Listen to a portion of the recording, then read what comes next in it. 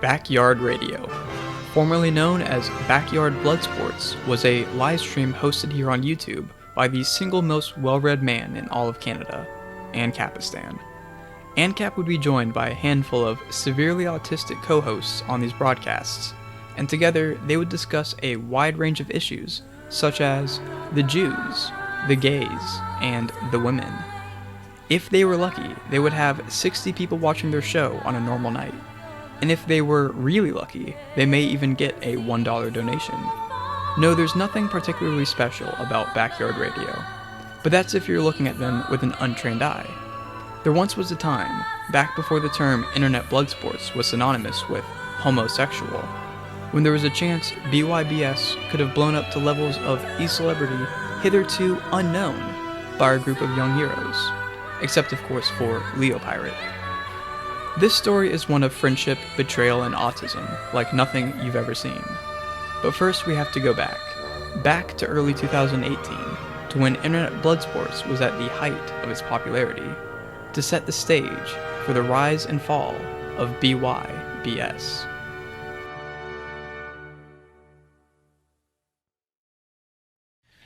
I feel like shit. Don't understand what I'm saying. It's really No, it isn't. Sargon's done. Sargon, stop trying to be through. Sargon, I am sorry. You're going to find this insulting. You think that you are more intelligent than you are, and that is a difficult place for you to be. The livestream that arguably started the trend of internet blood sports, the Sargon vs. Spencer debate, took place in January 2018, about a month before the start of BYBS in February. By the time BYBS got started, YouTube was reeling from the meteoric rise of shows like the Morning Kumite and Warski Live. I'm not going to spend too much time on this part because I'm sure most of you are all sick of hearing about it. But it's important to the story because it shows where BYBS came from. Back then, there was a growing audience, mostly of 12-year-olds LARPing as Nazis, for live streams discussing race realism and other controversial topics. Well, Halsey, if you want to start on Israel, I gotta warn you, is this a path you want to go down? Is this something you really wanted to do? You really want to Patient zero of IBS was Andy Warski, who, after realizing that the skeptics were full of shit, started a roughly year-long garbage fire on YouTube that engulfed many channels and in the end consumed Andy himself. But before that happened, a hierarchy and certain pattern of behavior had become clear in the people who participated in IBS. You would have your bigger channels, people who had a few thousand regular viewers when they streamed. These were people like JF, Andy, Tonka, and then later on, Ralph. And then the tier below them, you would have their co-hosts. And almost always, they would have their own shows where they would e-bag on the side. These are people like Failure, Vamp, Cog, AP, Gator, and Zidane. It became common to see live streams where each person on the show also had their own stream they tried to do. And somewhere along the line, it seems like the debates were replaced with playing politics, leeching views, and competing with each other for super chats. Just like that, IBS had become a haven for shekel-grubbing clout chasers. Alright, and now we should be live. Hopefully my audio doesn't sound like shit. I don't have much feedback here, but that'll do. So I'm going to do a stream here. It's going to be fun. It's going to be the best thing. It's going to be amazing, and you'll love it.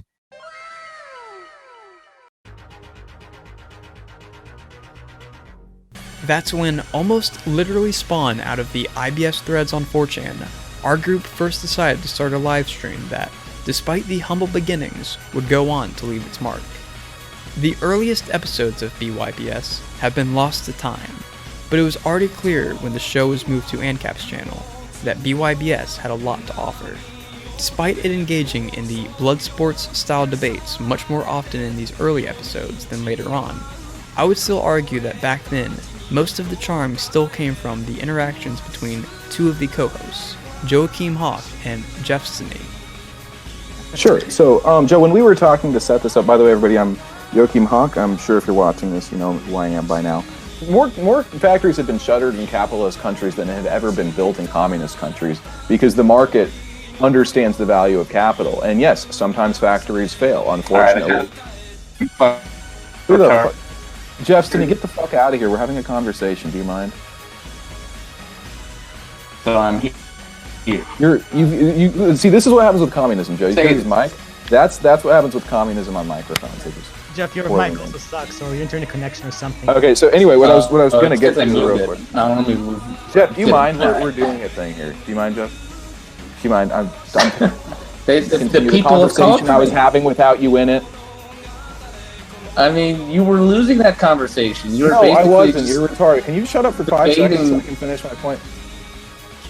From the beginning, the sexual tension between the two was palpable.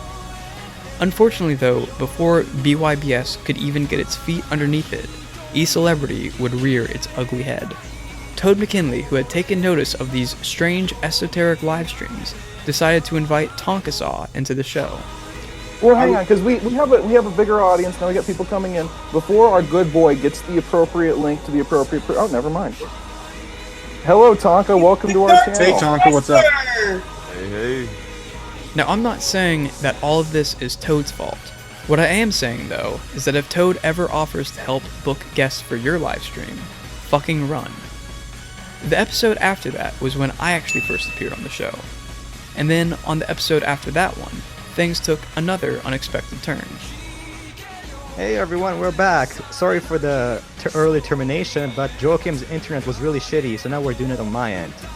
Now we can get back to the topics we're discussing. We're not featuring Jim here, in case you're not aware. Jim's appearance on BYBS was, in hindsight, the closest the show ever got to blowing up, and it remains the most popular stream on any of ANCAP's channels.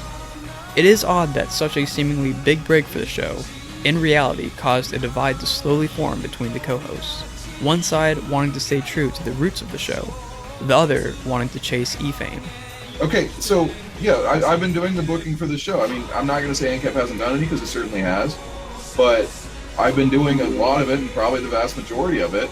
And so yeah, that seems to be the big issue. Is you don't like our guests. I'd rather book Anna. Why? Because it's about political discussion. It's not about fucking e-celebs and people trying to boost their brand and currying favor and all this other shit. I'd rather just discuss politics with Anna. Okay? Isn't that what you're doing on your own thing? Kind of, yeah, but I'd rather do that more here than we do with the e-celeb shit. Okay, but what you're asking is Maybe to fundamentally occasionally. change the character of what we've been doing. Not fundamentally. The character, that was basically the character. It was just Anons got on and talked shit. And then Tonka and Jim swing by, and now it became e-celeb stream, who all the people on Twitter and other like tiny YouTube channels want to get on and like just advertise for themselves. And that's just fucking stupid. Unfortunately, as it turned out, this division would only be deepened by coming events. You really need to not open your mouth as much as you do, because in, I don't know how long it's been, 10 minutes, I have already doxed you. I'm not gonna fucking throw your info out there, but I just want you to know that I have... Are you talking about me? Your social medias. Yes. What do you mean? I have found your Goy book. My what? And yeah. Can you get some pics? You No, post I'm a not. pic in the chat. No? I don't Ask know. her for I don't know. permission. She's been saying yes to everything so far. Can we post some? Can we post some pictures from your Facebook? I'm not gonna do it. I just wanted to fucking show her that she's not hot shit. All of what we've covered so far is what's known in the lore of BYBS as Season 1. Unfortunately, due to the highly autistic nature of all of this, many of the streams and servers from back then are gone forever. But what you need to understand is this. Mexican Footfag, an eventual co-host of the highly esteemed Purple Dragon livestream, Anal Vape, was at that time running the unofficial BYBS Discord. In fact, what you just heard was a regular of BYBS, Diogenes, on a live stream broadcasted from that server. That particular stream was on March 15th and would later be the cause of much drama. Around that same time, the tension between Jeffstony and Joaquin had reached a boiling point, and on the next episode of BYBS, they would once again do battle with one another for dominance of the show. Yeah, I don't hate you, Joachim. I'd love to continue conversing with you, but you're gonna have to build a thicker skin, and you're gonna have to learn okay, how go to immediately actually for the talk ad to people. hom attacks. How is that an ad hom attack? You need a thicker skin if you want to be in this sort of I thing. just don't like you. I don't have to do this, and that's the thing. Is You I don't stopped have to, you're right. As I said, I stopped having fun, so that's why I'm going to stop doing this. I'm pretty sure. I did this to have fun. If I'm not enjoying what we're doing here, and I'm not enjoying it because you suck, then yeah, I'm going to go do other things. I'm going to be on other channels. I'm going to do my own. And if you want to fucking take me on in the Kumite someday, I don't. That's cool. But as much as I like what ANCAP's doing, yeah, I don't think I'll be coming back after this. I don't really like you. And I don't want to be part of anything that you're part of. Understandable. And while for a moment it seemed as if Jeff would prevail, in the last second, Tonkasaw rolled in and turned things around for Joaquim. Do with it. There you go. There you go. Did somebody make the I don't think Tonka's going to show up mistake again?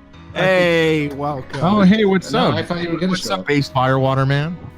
This began a trend in BYBS where the show veered more towards E-drama and away from the more niche discussions.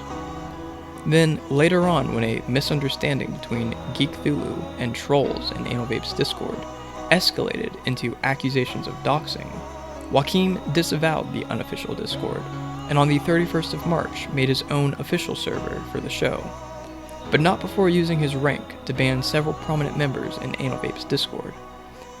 As revenge for this, Joaquim's new official server was then infiltrated and nuked. Soon after that, Joaquim, increasingly irritated with anime avatars such as Tui and Aqua trolling him, and convinced that Anal Vape was the one orchestrating it all, posted a picture of Vape's face on Twitter. Vape confronted Joaquim on his show, accusing him of doxing, but unfortunately, when ethical doxer and super speedster Zoom arrived on the show, Anal Vape cucked and said that he had asked Zoom to gather information for security. I literally gave him everything I could find within a 5-minute period upon his request.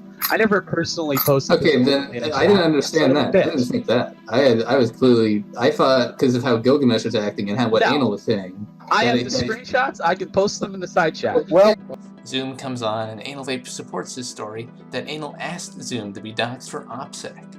I believe Vape and Zoom's tale and let up on Joachim messing with him because how would Anal be so retarded to lie about this on stream? Joaquim managed to play the whole thing off as a joke, and the whole situation was dropped. Soon after that was the Baked Alaska arc. That was when Joaquim first got serious about starting his own show, separate from BYBS.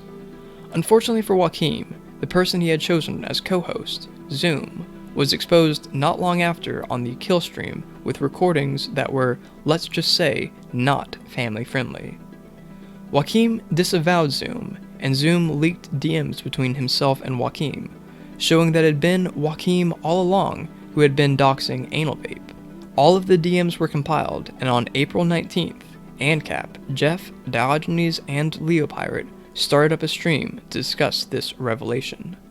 All right, Jeff, how about you? Yeah, the please? internet sucks. Okay. Yeah. Before we begin, gentlemen, I wanted to ask, was Joachim offered the opportunity to come on tonight's stream, or is he just... Well, I will let him talk after we go through every single screen cap. Okay. I'm done having this fucker try to fucking weasel his way out of shit. We're gonna go to every screen cap, and then after the evidence has been presented, he will get his defense in a court. Proceed. Okay. This first screen cap, this is pertaining to Zoom and Joachim. They are doxing Anal Vape. And thus I clothe my naked villainy with old odd ends stolen out of Holy Bread, and seem a saint when most I play the devil. I'm gonna go out there and I'm gonna say a few things on record, but Sure. this is the last time I'm gonna be on a stream or associated with this community anyway. I already deleted my Discord. I'm moving on with my life. Here's the thing: I have never doxed anybody. I have never released anybody's docs. I have never shared anybody's docs with anybody else. Those are all true. There was a point where somebody that I give a shit about was being threatened with all sorts of awful things, where in an unreasonable moment, I said some things I shouldn't have said. I watched somebody get doxxed. But their docs were not put out. Their docs were not shared. All right, but so then the DMs were I'm not defending my actions. Okay. So that's not doxing when the whole thing of Anal Vape, you wouldn't call it that? What did I put out as docs? You put out his picture. I put before out we his get picture, into but it. that was found before anything else. Right. Well, Joachim, this is the thing I want to say. The definition of doxing is associating real-life information with online activity. If Anal Vape only identified himself as Anal Vape, you then taking The a picture, even if it was already the out picture there. was from a channel that was associated with Anal Vape. His Facebook was very compromised, and I'm not going to say I was trying to do the right thing, but he was let know what was going on there. I don't know if I was putting it out as a threat or not, but I put it out there. The final battle was to be Joachim's last appearance on a live stream, but unsurprisingly, this was not the case.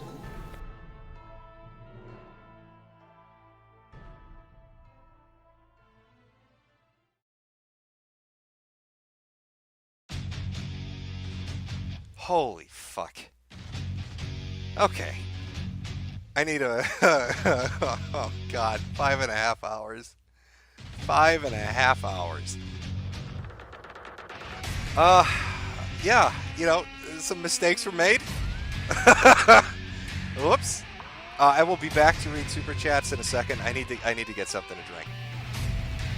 Just a few hours after Joachim was ousted from BYBS, Tonka was on Twitter, drudging up events from a stream on March 15th.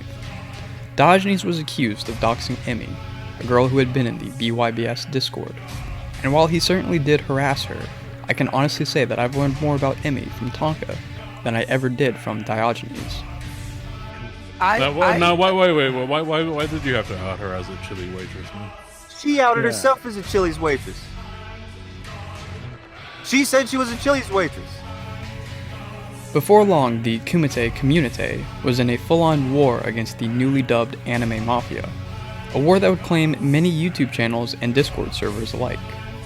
While the Kumite continued to host their usual highbrow content, behind the scenes, ban lists were being created and Discord spies were being deployed.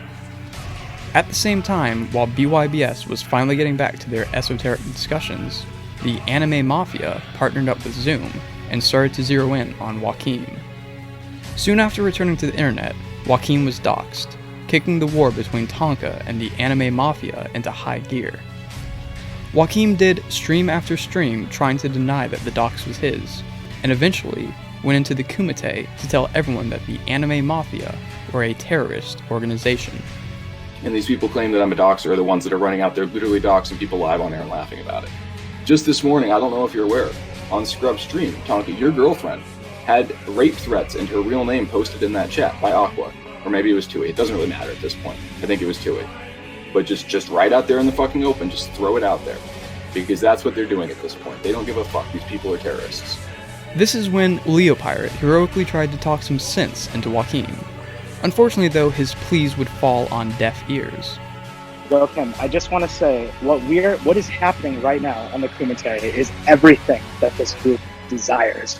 All right? Thomas Ellington, that guy making hour-long videos about how they're trolling masterminds, how you guys are giving Kumite airtime to them, you know, their threats and their ideas. This is everything that they want. So you agree with Kayla getting doxxed yesterday, then, is what you're saying? Are you listening to anything you just said? This was the point where the decline in quality of the Kumite first became noticeable. Tonka, either from his ongoing war on anime terror, or from all the Oxycontin, was starting to have a mental breakdown. This was only exacerbated by the absolute blowing out of super sleuth Thomas Ellington. Tonka abruptly told several people that he was leaving the internet, only to return the following day. And then, not long after, this would happen. I don't know what's going on with him. His father told him that he didn't approve of what he was saying, and he went upstairs and he got the hunting rifle and he shot him in the chest. I don't know what to do. Take I a need deep help. breath, okay? Give me your address one more time, please. Things at this point were worse than ever. The anime mafia had transformed into anime ISIS, and ops were being run from a dozen different discords. The general state of IBS had declined to a point of unwatchability, and all because of Discord autism originated in the unofficial BYBS Discord. The show itself was tar and feathered, and even though the hosts themselves were trying to stay out of it, it seemed to many that BYBS would never get its day in court. That is until May 20th. One whole month after the final battle stream, Mr. Medicare made arguably his biggest mistake since Gamergate. Jim hosted a 5.5-hour stream where everything from the Emmy situation to Joaquim's balls were discussed with astonishing volume. The only reason why I'm here is just to talk with you, Joaquin, and to tell I everyone feel special. to tell everyone here what a tremendous faggot you are. Not in words, but in actions. That really hurts coming from you, I tell you. Well, it's interesting. You could say, yeah. I just wonder who sent a picture of their balls to King of Pole on the same day. I did. It was funny. I'm sorry that you don't have a sense of... It was gay. It's not funny. It's fucking Well, it's not- homosexual. you don't have to look at it. Look, if he wants to leak our private messages and violate all sorts of revenge porn laws... Revenge porn? Were you his boyfriend? You fucking faggot! What was Why are you going sending through a your- picture of your balls to a grown man, you fucking What was faggot? going through your head as you wrote his initials in Sharpie on your balls? You literally wrote your fucking. You wrote his name on your balls. You're a faggot. There's nothing you can say. You're a faggot. He said that he only went after bad people, like pedophiles. The entire time was him saying what he did was justified, that he would only dox or swat somebody if they were a serious pedophile and a threat to children. Now, I thought, because I know people that have killed people, it's either police or military. People can do bad things and not be bad people. Doxing and swatting are tools, just like a rifle is. Just because you've done something like that does not automatically make you a bad person. Now, did I have an ethical lapse, perhaps, in seeking to associate with a guy who seemed... I mean, you've got Leo Pirate in your white knighting for him. He's very convincing. He's a very good sociopath. He's very good at talking to people. And, yeah, I didn't think he was a legitimately bad person until all the pedophile stuff came out. And all the other stuff started coming out, and people were blowing up my goddamn DMs. You didn't think he was a bad person? I thought he was entertaining. Why do you cry about You went swatting? out and tried to help out wars. Why do you cry about swatting? I gotta disagree with something real quick, Joaquin. I don't think swatting should ever be a fucking school. Cut that shit out. Well, that's the thing. Joaquin only thinks that it's an ethical quandary when it makes him look bad. He's totally okay with doing whatever the fuck he can to seem like he's on top. He was perfectly okay with me doxing, Tui and Aqua and Broseph and all this shit, which, by the way, he claims that he had no idea and that I had all these docs ready. But as the screenshots clearly show in fucking Jeff's video, I didn't know anything about these guys. After it was all over, nothing was really resolved. All of the points had been made and all of the evidence had been presented. But in the end, it was all simply too autistic. Our heroes left the Meadowcast having been defeated, and Tonkasaw updated his record to 10 million and 0.